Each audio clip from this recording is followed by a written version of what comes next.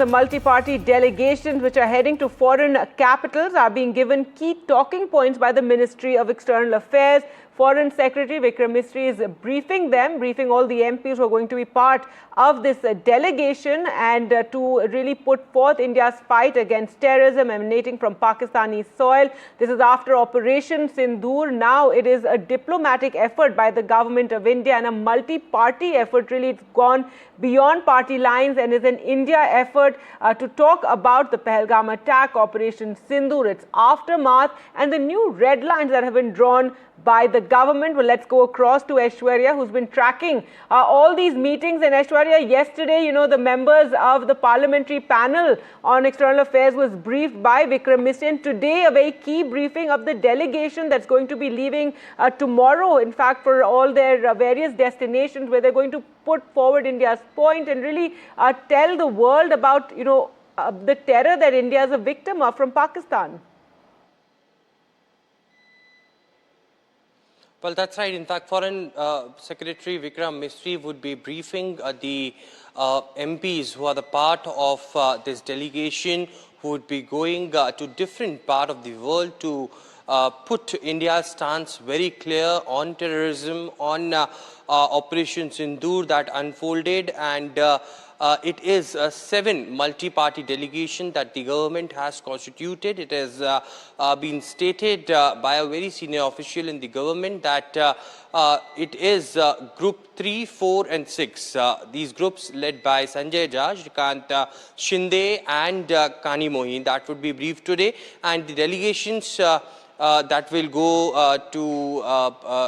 that will go at a later stage, that would be briefed till May 23rd, and all of those briefing will be done by Foreign Secretary Vikram Misri. What is going to be India's agenda, how India is going to give details of Operation Sindoor, how India has been a victim of cross-border terrorism, and how India is going to expose Pakistan. Diplomatically, it is very important to share key details to these countries. And this is not the first time when Indian side has done so. In the past as well, we have seen such delegations being sent out. But very important to understand as far as how this multi-party delegation was constituted. Government was in a view that it should be balanced in nature.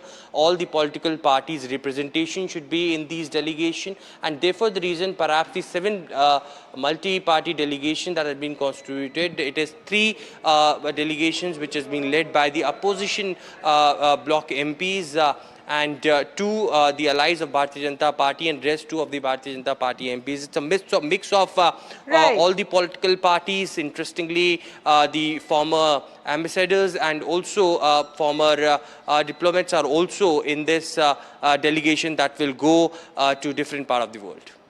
Right, so quite an effort, by the government to really go and put India's narrative across. And if you could just tell us again, Aishwarya, just for our viewers, that, they're going to several countries.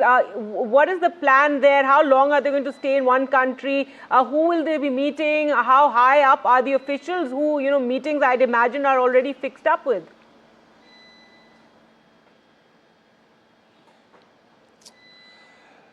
Well, they will be visiting to their counterparts, their parliament committees, and the Ministry of External Affairs had given the full schedule of different groups going to different countries. Each delegation would be staying for a day in these countries. They are going to the global capitals. Of course, apart from their counterparts, important dignitaries would also be concerned. They would be meeting them as well, and high officials from respective countries. We've been told that the delegation of Shrikant Shinde and Sanjay Jha would be leaving tomorrow. Kani Mohin's delegation would be leaving day after, and later Dr. Shashi Tharoor's and Ravi Shankar Prasad's delegation would be leaving later this week. This will continue to go on till 1st of June to 2025 is what we have been told, but a very important step.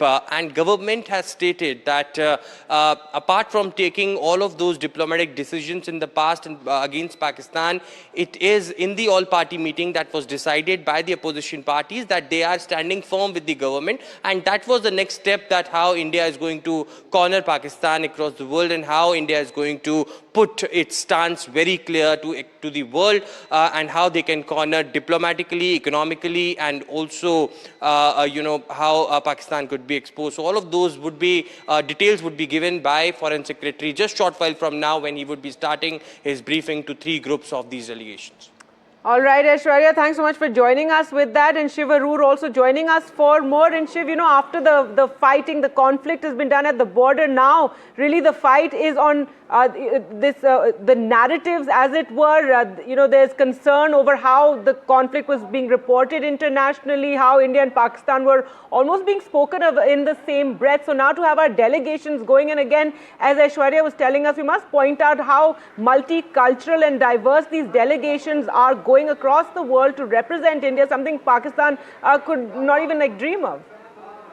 Very, very true. And I think you make a very important point, Gargi, when you say that, the kinetic military aspect of Operation Sindoor has paused or has been briefly interrupted by a ceasefire understanding. But let's make no mistake that this is very much part of Operation Sindoor.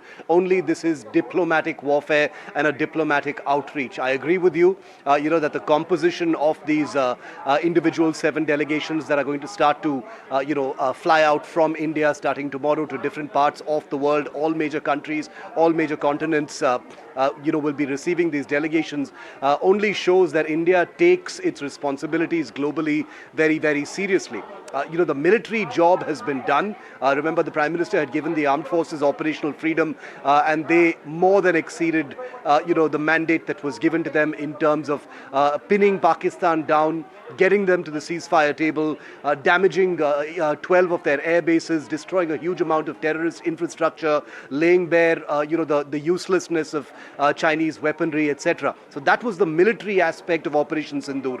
Now these 7 delegations, as you rightly said, multicultural, something that Pakistan, no matter how hard it tried, would never have been able to put together. Forget about being welcome in many of those countries that the Indian delegations are actually headed out to, is important. But let's also be sober about one thing. The point is that there are countries which have equidistanced as far as India and Pakistan is concerned, and that has caught India's diplomatic machinery perhaps a little on the back foot. Therefore, there is real work to be done now. That's right. Thanks so much, Shiv, for joining us with those details.